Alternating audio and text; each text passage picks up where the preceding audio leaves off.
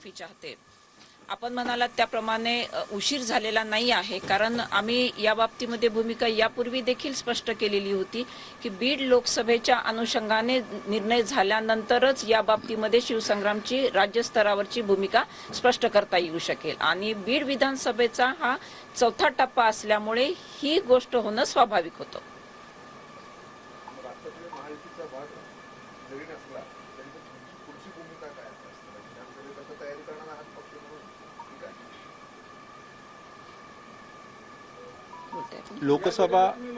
लोकसभेची निवडणूक झाल्याच्या नंतर मात्र आम्ही पुन्हा राज्य कार्यकारिणीची बैठक घेऊ आणि विधानसभेच्या निवडणुकीची निश्चितपणे तयारी केली जाईल।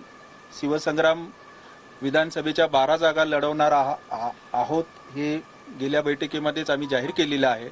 विधानसभेच्या निवडणुकीच्या दृष्टीने जी काही रणनीती आखावी लागेल, स्वतंत्रपणे ते लढत असताना त्याच्यामध्ये ज्या पक्षांची मदत घ्यावी लागेल त्या पक्षाची मदत घेऊ किंवा ज्यांच्याबरोबर अलायन्स करावं लागेल त्यांच्याबरोबर पुन्हा अलायन्स करायचा आम्ही प्रयत्न करू।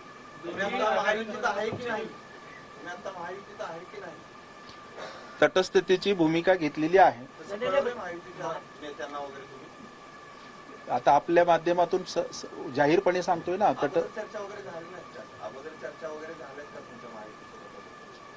निवडणूक प्रक्रिया सुरू व्हायच्या अगोदर आमच्या चर्चा होतच होत्या। नाही, त्यावेळेला मागितल्या नव्हत्या आणि त्याच्या बाबतीतलं निवेदन ताईंनी मागच्या प्रेसमध्ये दिलेलं आहे। पण तुमची नाराजी आहे का माहितीबद्दल? कारण की सुरुवातीला तुम्ही माहितीसोबत होता, नंतर मध्यंतरी काही शरद पवार यांच्या भेटीनंतर सुद्धा झालेल्या होत्या, परत त्या देवेंद्र फडणवीस यांना भेटला। या सगळ्याच्या दरम्यान तुमचं समाधान झालं नाही म्हणून तुम्ही आता तटस्थ भूमिका घेता। नाही, याच्या बाबतीमध्ये कसं असतं, राजकारणामध्ये अनुषंगिक भूमिका असतात, त्यामुळे नाराजीचा किंवा नाराजीचा प्रश्नच उद्भवत नाही। योग्य वेळी योग्य निर्णय घेण्याच्या बाबतीमध्ये राजकारणाला महत्त्व असतं आणि आमची भूमिका ही योग्य वेळी योग्य निर्णय घेण्याचीच होती। बीड लोकसभा निवडणूक लढवण्याची इच्छा व्यक्त केली होती। याच्या बाबतीमध्ये यापूर्वीच्या संबोधनामध्ये देखील हे स्पष्ट केलेलं होतं की मुळामध्ये बीड लोकसभा लढवावी अशी ही जनतेतून आलेली ती मागणी होती आणि त्याच्यानंतर मग आमच्या संघटना पातळीवरती हा विचार झालेला होता। नाही, या बाबतीमध्ये यापूर्वी आपलं पुरेसं बोलून देखील झालेलं आहे। होय,